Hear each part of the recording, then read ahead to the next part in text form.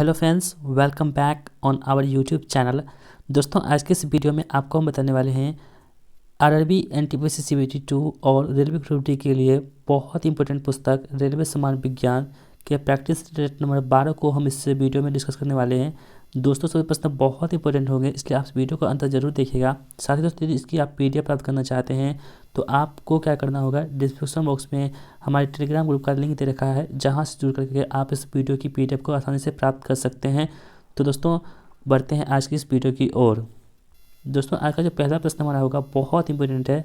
देखिए, पहला प्रश्न क्या कह रहा है कि 100 डिग्री सेंटीग्रेड पर वाष्प पानी की तुलना में ज़्यादा तीव्र ज्वलनशील होता है, क्योंकि दोस्तों आपको पता होगा कि कोई भी पानी होती है, द्रव होती है, क्या होती है, 100 डिग्री सेंटीग्रेड पर क्या होता है, वो उबलना स्टार्ट हो जाता है। ठीक है, तो यहाँ पे प्रश्न क्या रहा है कि 100 डिग्री सेंटीग्रेड पर वाष्प पानी की तुलना में ज़्यादा तीव्र ज्वलनशील होता है, यानी कि बहुत ही ज़्यादा ज्वलनशील होता है। वो क्यों होता है?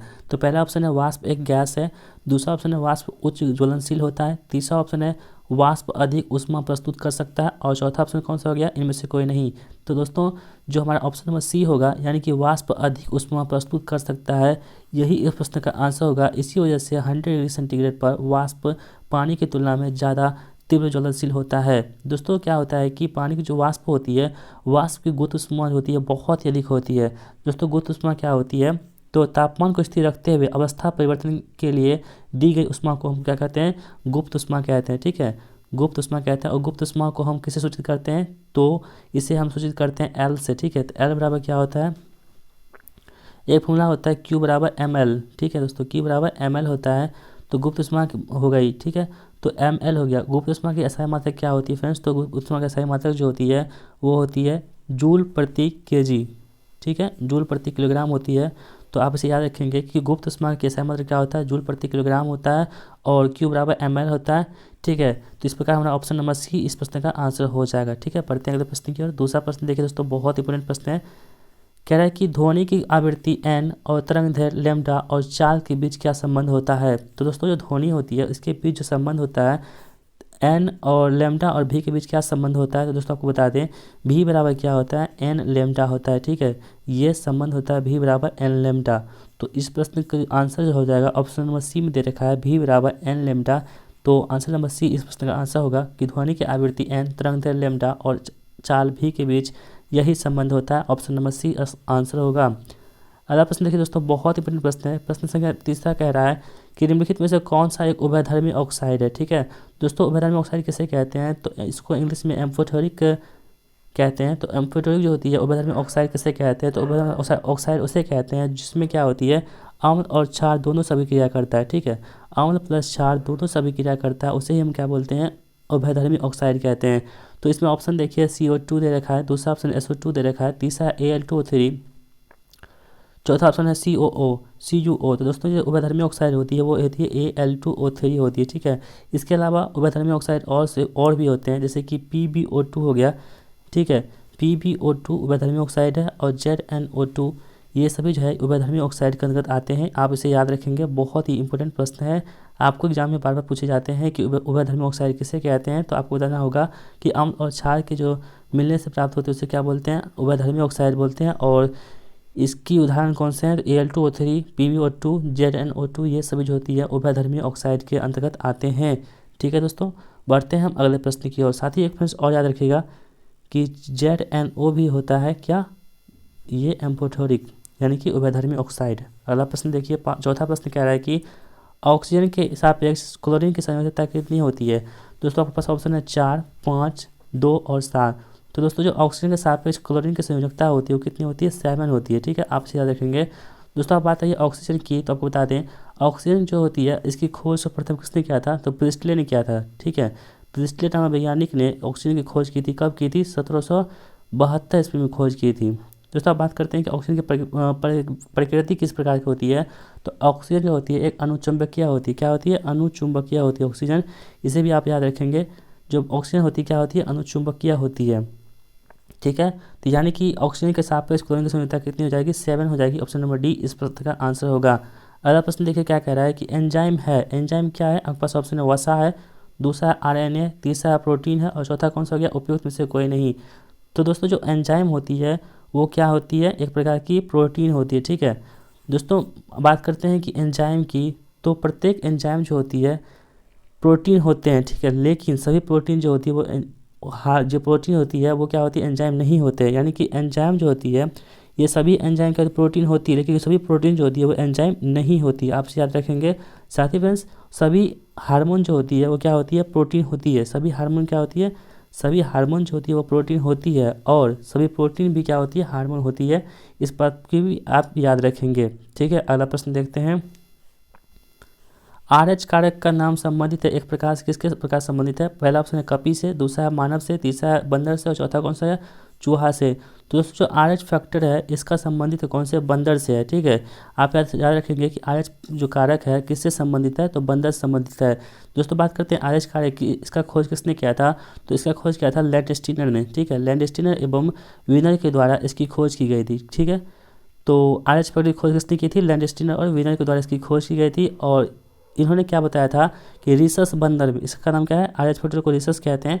तो रिसस बंदर में इन्होंने क्या किया था, एक विशेष प्रकार का एंटीजन देखा था जिसे इन्होंने RH कारक नाम दिया। ठीक है, अब दोस्तों हम बात करते हैं कि RH होता क्या है। तो जिस व्यक्ति में RH पाया जाता है उसका जो है RH जो होती है वो क्या होती है, रक्त का RH क्या होता है, पॉजिटिव होता है। ठीक है, यानी कि जिस व्यक्ति में RH पाया जाएगा उसका रक्त का RH क्या होगा, पॉजिटिव होगा, और जिसके रक्त में RH नहीं पाया जाएगा उसका रक्त का जो RH होगी वो क्या होगी, निगेटिव होगी। इसे आप याद रखेंगे कि जिस व्यक्ति में RH पाया जाता है उसका रक्त RH प्लस होगा, तथा जिसमें RH नहीं पाया जाएगा उसमें क्या होगा, RH निगेटिव होता है। ठीक है, इसे आप याद रखेंगे। अगला प्रश्न देखिए दोस्तों क्या कह रहा है, 7वां प्रश्न कह रहा है, निम्न पदार्थों में से कौन सा पदार्थ खाने की वस्तुओं के परिरक्षण में प्रयोग होता है। ठीक है, तो खाने के वस्तुओं की जो परिरक्षण होती है उसमें कौन सा पदार्थ इस्तेमाल करते हैं, तो सोडियम बेंजोएट का इस्तेमाल करते हैं। यानी कि ऑप्शन नंबर सी इस प्रश्न का आंसर होगा कि सोडियम बेंजोएट का इस्तेमाल किसमें करते हैं, खाने के वस्तुओं के परिरक्षण में इसका प्रयोग की जाती है। दोस्तों बात करते हैं सोडियम बेंजोएट की, इसका रासायनिक सूत्र क्या होता है, NaC7H5O2 होता है। ठीक है, आप इसे भी याद रखेंगे कि सोडियम बेंजोएट का जो रासायनिक सूत्र होता है क्या होता है, NaC7H5O2 होता है। ठीक है, और इसका व्यापक रूप से किस में इस्तेमाल करते हैं, तो वस्तुओं की परिरक्षण में, यानी कि खाद्य पदार्थों के परिरक्षण में इसका इस्तेमाल की जाती है। तो ऑप्शन नंबर सी इस प्रश्न का आंसर होगा।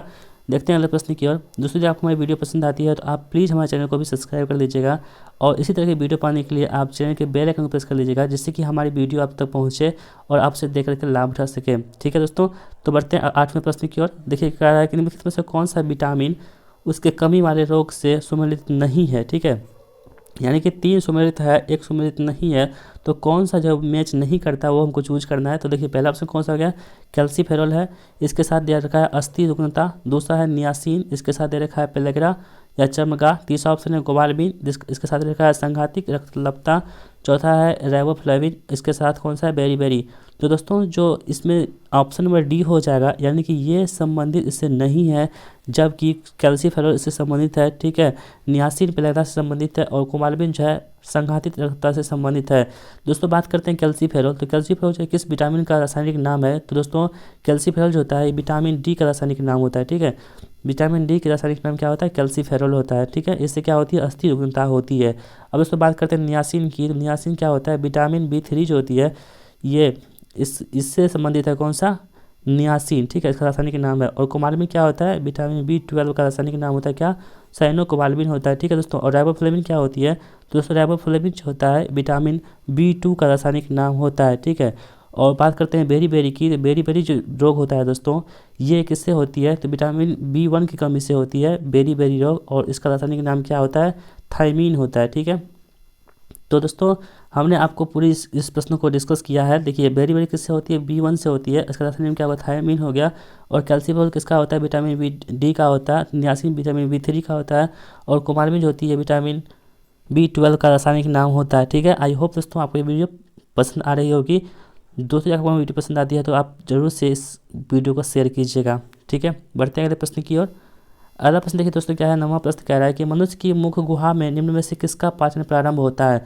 दोस्तों यहाँ पहले प्रश्न यह बनता है कि मनुष्य के जो पाचन स्टार्ट होती है, ठीक है, तो सबसे पहले कहाँ से प्रारंभ होती है, तो प्रश्न बनता है। तो आपको बताना होगा दोस्तों कि पाचन जो स्टार्ट होती है मनुष्य के शरीर में वो कहाँ से स्टार्ट होती है, तो कहाँ से होती है, मनुष्य के मुख से स्टार्ट होती है पाचन। ठीक है, अब देखिए प्रश्न क्या कह रहा है कि मनुष्य के मुख गुहा में निम्न में से किसका पाचन प्रारंभ होता है। ठीक है, पहला है प्रोटीन का, दूसरा है वसा का, तीसरा है कार्बोहाइड्रेट का, और चौथा कौन सा गया, इन उपरोक्त में से कोई नहीं। तो दोस्तों जो मनुष्य के मुख गुहा में किसका पाचन प्रारंभ होता है, तो प्रारंभ होता है किसका, कार्बोहाइड्रेट का प्रारंभ होता है सबसे पहले। ठीक है, तो ऑप्शन नंबर सी इस प्रश्न का आंसर हो जाएगा। ठीक है दोस्तों, अगले प्रश्न की ओर बढ़ते हैं। 10वां प्रश्न कह रहा है कि न्यूटन की गति का पहला नियम क्या बताता है। दोस्तों न्यूटन ने गति का तीन ठो नियम दिया था। ठीक है, पहला नियम क्या बताता है, आपके पास ऑप्शन देखिए, गुरुत्वाकर्षण बताता है, दूसरा है जड़त्व का नियम, तीसरा है संवेग संरक्षण का नियम, और चौथा कौन सा हो गया, ऊर्ध्वाधर गति। तो दोस्तों जो न्यूटन की गति का पहला नियम है ये बताया था किसने, जड़त्व का नियम क्या कहते हैं। दोस्तों आप बात करते हैं जड़त्व का नियम कहते किसको हैं, तो जड़त्व का नियम क्या कहता है कि कोई भी वस्तु अपने विरामावस्था में तब तक रहना चाहती है जब तक उस पर कोई बाहरी बल आरोपित नहीं किया जाए, जब तक उसका बाहरी बल कोई विरोध नहीं करे तब तक वो वस्तु अपनी विरामावस्था में रहना चाहती है। इसी को हम क्या बोलते हैं, जड़त्व का नियम कहते हैं। ठीक है, तो न्यूटन की गति का पहला नियम क्या कहलाता है, जड़त्व का नियम कहते हैं। दोस्तों बात करते हैं न्यूटन की, न्यूटन क्या होता है, बल का सह मात्रक होता है न्यूटन। और बात करते हैं दोस्तों बल का सीजियस मात्रक क्या होता है, तो सीजियस मात्रक क्या होता है, डाइन होता है। और एक डाइन बराबर कितना न्यूटन होता है, तो एक डाइन बराबर होता है 10⁵ न्यूटन। ठीक है, इसे भी आप याद रखेंगे। अगला प्रश्न देखते हैं दोस्तों, 11वां प्रश्न देखिए, जब एक व्यक्ति वृद्ध हो जाता है तो सामान्यतः उसका रक्त का दाब क्या होगा। दोस्तों आप सब देखे होंगे, आपके घर में कोई बुजुर्ग होंगे तो जब वो वृद्ध हो जाते हैं यानी बूढ़े हो जाते हैं तो उसका जो सामान्यतः रक्तचाप जो होती है यानी कि रक्तदाब, ब्लड प्रेशर जिसको बोलते हैं, वो क्या होता है, बढ़ जाता है। ठीक है, तो इसे आप याद रखेंगे। सामान्य रक्तचाप जो होती है दोस्तों वो 120/80 होती है। ठीक है, इसे आप याद रखेंगे। जैसे ही इसे ऊपर बढ़ता है उसे हम लोग क्या बोलते हैं, हाई ब्लड प्रेशर बोलते हैं। ठीक है, और इसे जब कम होती है उसे हम लोग क्या बोलते हैं, लो ब्लड प्रेशर बोलते हैं। ठीक है, और इसको मापने का यंत्र होता है उसे क्या बोलते हैं, स्फिग्मो मैनोमीटर बोलते हैं। स्फिग्मो मैनोमीटर से हम लोग क्या करते हैं, रक्तचाप को मापते हैं। ठीक है, इसे भी आप याद रखेंगे कि स्फिग्मो मैनोमीटर से रक्तचाप को मापा जाता है। तो यह प्रश्न था कि जब एक व्यक्ति वृद्ध हो जाता है तो उसका सामान्यतः रक्तचाप दाब जो होती क्या होती है, तो रक्तचाप क्या होगा, बढ़ जाएगा। ठीक है, अगला प्रश्न देखते हैं, रासायनिक तत्व के अणु के संदर्भ में चुंबकीय क्वांटम संख्या संबंधित है, किससे संबंधित है। आपके पास ऑप्शन अभिविन्यास से, दूसरा आकृति से, तीसरा अमाप से, चौथा कौन सा हो गया, चक्रण से। तो दोस्तों जो रासायनिक तत्व के अणु के संदर्भ में चुंबकीय क्वांटम संख्या होती है वो अभिविन्यास से संबंधित होती है। ठीक है दोस्तों, एग्जाम में क्या होता है, क्वांटम संख्या पूछी जाती है। तो क्वांटम संख्या कुल कितने हैं, तो क्वांटम संख्या कितने हैं, कुल 3 क्वांटम संख्या है। ठीक है, पहला कौन सा है, तो पहला होता है कौन सा, प्रिंसिपल क्वांटम संख्या। ठीक है, और दूसरा कौन सा होता है, एजीमुथल क्वांटम संख्या होती है, और तीसरा कौन सा होता है, स्पिन क्वांटम संख्या, जिसे चक्रण क्वांटम संख्या भी कहते हैं। तो दोस्तों जो प्रिंसिपल क्वांटम संख्या होती है इसमें क्या होती है, एक किसको बताती है, तो कक्ष के आकार और ऊर्जा को बताती है, कौन सा, प्रिंसिपल क्वांटम संख्या। ठीक है, दूसरा कौन सा हो गया, एजीमुथल, ये क्या करती है, तो ये बताती है कक्षा के त्रिविमीय आकृति को बताती है। कौन सा, एजीमुथल जो होती है ये कक्षा के त्रिविमीय आकृति को बताती है। वही दोस्तों बात करते हैं स्पिन क्वांटम संख्या की, तो स्पिन क्वांटम संख्या जो होती है यानी कि चक्रण क्वांटम संख्या, ये कक्षा में इलेक्ट्रॉन के चक्रण को बताती है। कौन सा, तो चक्रण क्वांटम संख्या यानी कि स्पिन क्वांटम संख्या बताती है। आई होप दोस्तों आपको ये वीडियो पसंद आ रही होगी। दोस्तों ये वीडियो पसंद आती हो तो एक वीडियो को लाइक ज़रूर कीजिएगा। ठीक है, बढ़ते अगले प्रश्न की। 13वां प्रश्न देखिए दोस्तों क्या कह रहा है, प्राध्वनिक जेट की उड़ान का कारण क्या हो सकता है, क्या कारण होता है। देखिए पहला ऑप्शन है कि हवा में प्रदूषण, दूसरा है आँख के रोग से, तीसरा ओजोन लेयर में बाधा, चौथा इनमें से कोई नहीं। तो दोस्तों जो प्राध्वनिक जेट होती है इसमें किसके क्या कारण होता है, तो ओजोन लेयर में बाधा उत्पन्न करती है। ठीक है, तो ऑप्शन नंबर सी इस प्रश्न का आंसर हमारा हो जाएगा। दोस्तों क्या होता है कि जो एक जेट विमान होती है वो क्या होती है, ध्वनि से भी अधिक तीव्र गति में चलती है, तो उसे क्या बोलते हैं हम लोग, सुपरसोनिक बोलते हैं। ठीक है, यानी कि जो जेट विमान ध्वनि के स्पीड से भी अधिक स्पीड में चलेगी उसे क्या बोलेंगे, सुपरसोनिक जेट विमान बोलेंगे। ठीक है, तो इसे आप याद रखेंगे। अगला प्रश्न देखिए दोस्तों क्या कह रहा है कि न्यूटन मीटर स्क्वायर की अंतर्राष्ट्रीय इकाई किसकी, यानी कि न्यूटन मीटर स्क्वायर जो होती है किसकी इकाई है। आपके पास ऑप्शन है बल का, दूसरा संवेग, तीसरा दाब, चौथा कौन सा, प्रणोद। तो दोस्तों जो न्यूटन मीटर स्क्वायर होती है ये होती है दाब का एसआई मात्रक। ठीक है, इसे आप याद रखेंगे। और इसे क्या बोलते हैं हम लोग, पास्कल भी कहते हैं, तो इसे भी आप ध्यान रखेंगे। दोस्तों बात करते हैं बल का, तो बल किसका एसआई मात्रक होता है, बल का एसआई मात्रक क्या होता है, न्यूटन होता है। ठीक है, और इसका सीजियस मात्रक क्या होता है, डाइन होता है। ठीक है, अब दोस्तों बात करते हैं संवेग की, तो संवेग का जो मात्रक क्या होता है, किलोग्राम मीटर प्रति सेकंड होता है, ठीक है। 90 का मतलब क्या होता है, किलोग्राम मीटर प्रति सेकंड होता है। इसे भी आप ध्यान रखेंगे, बहुत ही इंपॉर्टेंट प्रश्न है। अगला प्रश्न देखिए दोस्तों, क्या कह रहा है कि नाइट्रोजन के परमाणु में उपस्थित न्यूट्रॉनों की संख्या कितनी है। दोस्तों न्यूट्रॉन की संख्या क्या होती है, जब हम परमाणु द्रव्यमान में से जब हम उसकी परमाणु संख्या को घटाते हैं तो क्या प्राप्त होता है, न्यूट्रॉन संख्या प्राप्त होती है। तो दोस्तों यहाँ पे क्या है, नाइट्रोजन की, नाइट्रोजन क्या होता है, n होता है। यहाँ पर हम क्या करते हैं, परमाणु संख्या लिखते हैं और ऊपर में क्या लिखते हैं, परमाणु द्रव्यमान लिखते हैं। तो न्यूट्रॉन की संख्या कह रहा है तो हम क्या करेंगे, द्रव्यमान में से जब इसको हम घटाएंगे यानी कि परमाणु संख्या हम घटाएंगे तो क्या प्राप्त होगा, हमको न्यूट्रॉन की संख्या प्राप्त होगी। तो जब 14 में 7 घटाएंगे कितना बचेगा, 7 बचेगा। यानी कि ऑप्शन नंबर सी इस प्रश्न का आंसर होगा कि नाइट्रोजन के परमाणु में उपस्थित न्यूट्रॉनों की संख्या कितनी है, तो 7 है। ऑप्शन नंबर सी इस प्रश्न का आंसर होगा। अगला प्रश्न देखिए दोस्तों, क्या कह रहा है कि शरीर में लगी चोट को मरम्मत के लिए किस प्रकार के सेल विभाजन का प्रयोग होता है। तो दोस्तों जो शरीर में चोट लगती है उसमें क्या होता है, केवल समसूत्री विभाजन का उपयोग होता है, ठीक है। इसमें क्या होता है दोस्तों, आपको बता दें, जब शरीर पर चोट लगती है तो समसूत्री विभाजन को जो इसका इस्तेमाल करते हैं, और समसूत्री विभाजन को क्या कहते हैं, हम लोग परोक्ष कोशिका विभाजन भी कहते हैं। क्या कहते हैं, परोक्ष कोशिका विभाजन के नाम से भी जानते हैं समसूत्री विभाजन को। साथ ही साथ इसका प्रयोग जो होती है, इस प्रकार कोशिका विभाजन की सारी कायिक जो होती है ये कायिक कोशिकाओं की मिलकर बनी होती है। और इस प्रकार की विभाजन में यानी कि जो कि समसूत्री विभाजन में क्या होता है कि मातृ कोशिकाएं होती है विभाजित होकर दो समान नई संतति कोशिकाएं को बना देती है। तो इस प्रकार यहाँ प्रश्न कह रहा था कि शरीर में लगी चोट को मरम्मत के लिए किसका इस्तेमाल करते हैं, तो केवल समसूत्री जो होती है इसका प्रयोग किया जाता है इसके विभाजन में, ठीक है। आई होप दोस्तों आपको ये बात समझ में आ गई होगी। बढ़ते हैं अगले प्रश्न की ओर। 17वां प्रश्न तो क्या है, एक न्यूमेरिकल प्रश्न है। देखिए बहुत इंपॉर्टेंट प्रश्न है। देखिए 15 किलोग्राम द्रव्यमान की एक वस्तु 8 मीटर प्रति सेकंड के एक समान वेग से गति कर रही है, उस वस्तु की गतिज ऊर्जा क्या होगी। दोस्तों आप सबको पता होगा कि गतिज ऊर्जा क्या होती है, काइनेटिक एनर्जी होती है, ठीक है। काइनेटिक एनर्जी को हम लोग क्या सूचित करते हैं, काइनेटिक के से इसका फॉर्मूला क्या होता है, हाफ mv² होता है, ठीक है। हाफ mv² होता है। देखिए हाफ दे देंगे, m की वैल्यू कितनी दे रखी है हमारे पास, 15 किलोग्राम दे रखा है तो 15 लिख देंगे यहाँ पे। और v की वैल्यू कितनी दे रखी है, 8 दे रखी है तो 8 64 हो गया। जब इसे हम कैलकुलेट करेंगे तो ये 32 में कटेगा और 32 गुना 15 करेंगे कितना होगा, 480 हो जाएगा। यानी कि 480 जूल इस प्रश्न का आंसर होगा, जो ऑप्शन नंबर 1 में दिख रहा है 480 जूल। तो प्रश्न संख्या क्या रहा था 14-17 कि 15 किलोग्राम द्रव्यमान की एक वस्तु है जो 8 मीटर प्रति सेकंड के एक समान वेग से गति कर रही है, तो उस वस्तु की गति ऊर्जा क्या होगी, तो कितनी होगी, 480 जूल होगी। दोस्तों आपसे याद रखेंगे। दोस्तों यदि आपको हमारी न्यूमेरिकल की वीडियो देखनी है तो आपको क्या करना होगा कि इसका प्लेलिस्ट बनी हुई है न्यूमेरिकल का, वहाँ से आप जुड़ करके ऐसे न्यूमेरिकल को आसानी से पढ़ सकते हैं जो आपके ग्रुप डी एग्जाम के लिए बहुत ही इंपॉर्टेंट होंगे, ठीक है दोस्तों। बढ़ लेते हैं अगले प्रश्न की ओर। 18वां प्रश्न कह रहा है कि कणों की अधिकतम गतिज ऊर्जा किसमें होती है।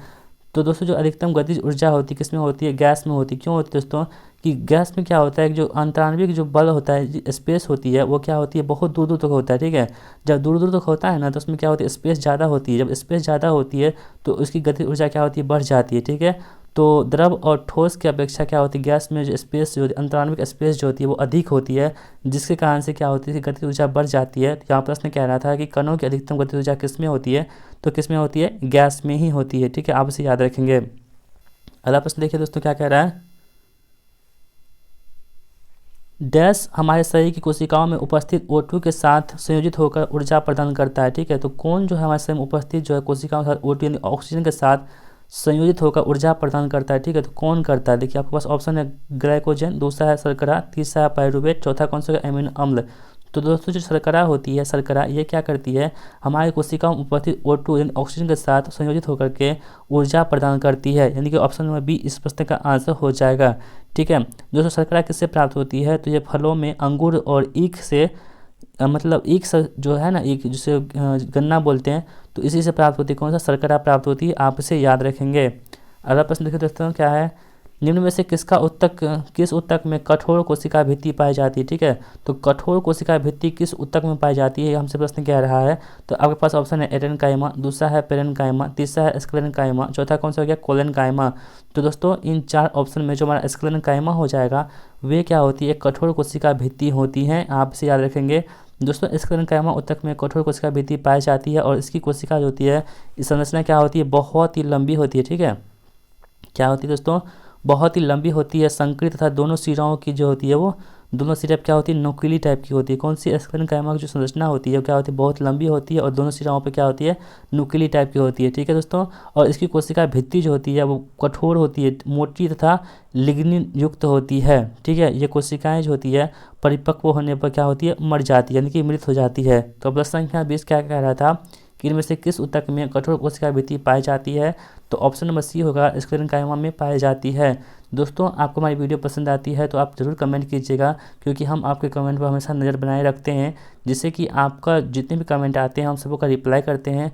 यदि आपको हमारी वीडियो पसंद आती है और किसी प्रकार की आपको शिकायत होती है या कुछ सुझाव देना चाहते हैं तो आप नीचे हमारे कमेंट बॉक्स में ज़रूर कमेंट कीजिएगा, जिससे कि हम आपकी अपनी वीडियो को और इम्प्रूव कर सकें। ठीक है दोस्तों, बढ़ते हैं अगले प्रश्न की ओर। 21वां प्रश्न देखिए क्या कह रहा है, निम्न में से किस विषय के विषम को पहचान कीजिए, यानी कि 3 समान है एक अलग है, तो कौन सा अलग है और क्यों अलग है उसको हमको चूज करना है। पहला ऑप्शन देखिए NaOH दे रखा है, दूसरा है CuOH का होल ट्वाइस, तीसरा है NH4OH, चौथा कौन सा हो गया ZnOH2। ठीक है, तो दोस्तों अभी कुछ समय पहले ही मैंने आपको ऊपर ही बताया था कि ZnOH2 क्या है, एक उभयधर्मी है। ठीक है, उभयधर्मी यानी कि अम्ल और क्षार दोनों सभी क्रिया करता है। ठीक है, उभयधर्मी हो गया, ठीक है, कॉमन हो गया। यहाँ पे देखिए NaOH, CuOH whole twice, NH4, ये तीनों जो है दोस्तों, ये तीनों ये क्या है, एक प्रकार का क्षारीय प्रकृति का है, यानी क्षारीय प्रकृति का है ये पदार्थ, सॉरी ये यौगिक है। ठीक है, क्षारीय प्रकृति का है। लेकिन ZnO2 क्या है, उभयधर्मी है, ये क्या करता है, अम्ल से भी अभिक्रिया करता है और क्षार से भी अभिक्रिया करता है, यानी कि दोनों से अभिक्रिया करता है, इसलिए ये अलग हो जाएगा। ठीक है, तो हमने आपको क्या बताया था कि ये उभयधर्मी से प्रश्न जरूर बनते हैं, तो आपसे याद रखेंगे कि उभयधर्मी जो होती है ZnO2 होता है, Al2O3 भी होता है। ठीक है, इसे भी आप याद रखेंगे, और PbO2 भी होता है। ठीक है, इसे भी आप याद रखेंगे, जिससे कि आपका एग्जाम में प्रश्न आए तो आपसे छूटे नहीं। अगला प्रश्न देखिए दोस्तों क्या कह रहा है, यदि लोलक की लंबाई दोगुनी कर दी जाए तो उसके आवर्तकाल पर क्या प्रभाव पड़ेगा। ठीक है, तो देखिए दोस्तों, जो आवर्तकाल की लंबाई को दोगुनी करेंगे तो उसका लंबाई क्या प्रभाव पड़ेगी, यह भी दोगुना हो जाएगा, दूसरा 1/4 हो जाएगा, तीसरा है √2 गुना हो जाएगा, चौथा कौन सा परिवर्तित नहीं होगा। तो देखिए दोस्तों, यहाँ पे एक समीकरण बनता है कि T समानुपाती √L होता है। ठीक है, यानी कि L लंबाई जब बढ़ेगी तो क्या होगा, इसका आवर्तकाल भी बढ़ेगा। तो देखिए T1/T2 हो जाएगा, यहाँ पे करेंगे तो हमारे पास √L1/L2 हो जाएगा। ठीक है, यहाँ पे क्या कह रहा है कि लंबाई को दोगुनी करनी है ना, तो T1/T2 बराबर √L/2L करेंगे। लंबाई क्या कर रहे हैं हम लोग, दोगुनी कर रहे हैं, तो 2L करेंगे। ठीक है, देखिए उसके बाद क्या होगा, जब उसको हम दोगुनी कर देंगे तो T1/T2 बराबर, सॉरी फ्रेंड्स, T1/2T बराबर क्या हो जाएगा हमारे पास, √2L आ जाएगा। तो आप स्पष्ट रूप से देख सकते हैं 2T बराबर क्या हो जाएगा, √2L हो जाएगा। तो दोस्तों आप देख रहे हैं कि 2T बराबर क्या होगा, √2L हो गया, यानी कि कितना गुना हो गया, तो √2 गुना हो गया, यानी कि ऑप्शन नंबर सी इस पुस्तक का आंसर हो जाएगा। ठीक है, अगला प्रश्न देखिए दोस्तों क्या कह रहा है, तो इसमें प्रश्न कह रहा है कि प्रतिरोध का सही मात्रक क्या होता है। तो फ्रेंड्स आपके पास ऑप्शन है कैंडिला, दूसरा है हेनरी, तीसरा है बोल्ट, चौथा कौन सा क्या, ओम।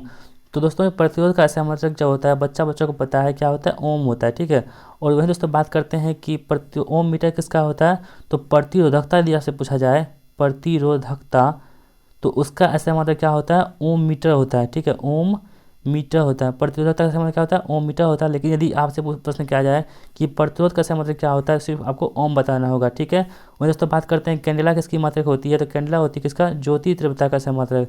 ठीक है दोस्तों, ज्योति तीव्रता का समात्रक क्या होता है, कैंडेला होती है। बोल्ट जो होती है, ये वोल्ट मीटर का समात्रक क्या होता है, बोल्ट होता है, सॉरी विभवांतर का समात्रक क्या होता है, विभवांतर का समात्रक क्या होता है, वोल्ट होता है। ठीक है दोस्तों, और हेनरी किसका मात्रक होता है, तो प्रेरकत्व का मात्रक क्या होता है, हेनरी होता है। ठीक है, इसे आप याद रखेंगे, बहुत ही इंपॉर्टेंट प्रश्न है। अगला प्रश्न देखिए दोस्तों क्या कह रहा है, कौन सा रोग मच्छर द्वारा नहीं फैलता है। ठीक है, तो कौन सा ऐसा रोग है जो मच्छर द्वारा नहीं फैलता है, आपके पास ऑप्शन है मलेरिया, दूसरा है फाइलेरिया, तीसरा डेंगू ज्वार, चौथा रेबीज। तो दोस्तों जो रेबीज होती है ये मच्छर द्वारा नहीं फैलती है, जबकि मलेरिया, डेंगू ज्वार और फाइलेरिया ये सभी जो तीनों जो है ये मच्छरों के द्वारा फैलने वाली बीमारी है। ठीक है दोस्तों, और रेबीज क्या होती है, रेबीज जो होती है वो वायरस से फैलती है। ठीक है, और कौन सा वायरस से फैलती है, तो रेप्डो वायरस से फैलती है। ठीक है, रेप्डो वायरस जो होती है, ये रेबीज जो होती है इसका वाहक होता है रेप्डो वायरस, इसी कारण से होती है रेबीज फैलती है, जबकि मलेरिया, डेंगू ज्वर और फाइलेरिया ये तीनों जो है मच्छर से फैलने वाला रोग है। और दोस्तों आज की इस वीडियो का लास्ट प्रश्न देखेंगे दोस्तों हम लोग। देखिए प्रश्न संख्या 25 कह रहा है कि डैश उत्तक की कोशिकाएं अलग अलग प्रकार के उत्तक बनाने के लिए पृथक होती हैं। तो पहला ऑप्शन है स्थूलकोण उत्तक, दूसरा है मृदुत्तक, तीसरा विभज्योतक, चौथा कौन सा गया दृढ़ उत्तक। तो दोस्तों जो विभज्योतक होती है ये उत्तक होती है, कोशिका अलग अलग प्रकार के उत्तक बनाने के लिए पृथक होती है, यानी कि ऑप्शन नंबर सी इस प्रश्न का आंसर हो जाएगा। तो दोस्तों आज की वीडियो यहीं समाप्त करेंगे। आशा करूँगा दोस्तों आपको ये वीडियो पसंद आई होगी। दोस्तों आपको हमारी वीडियो पसंद आती है तो प्लीज़ आप हमारे चैनल को सब्सक्राइब कर लीजिएगा और बेल आइकन को प्रेस कर लीजिएगा, जिससे कि हमारी वीडियो आए तो उसका नोटिफिकेशन आप तक पहुँचे। तो दोस्तों मिलते हैं नेक्स्ट वीडियो में, तब तक के लिए गुड बाय।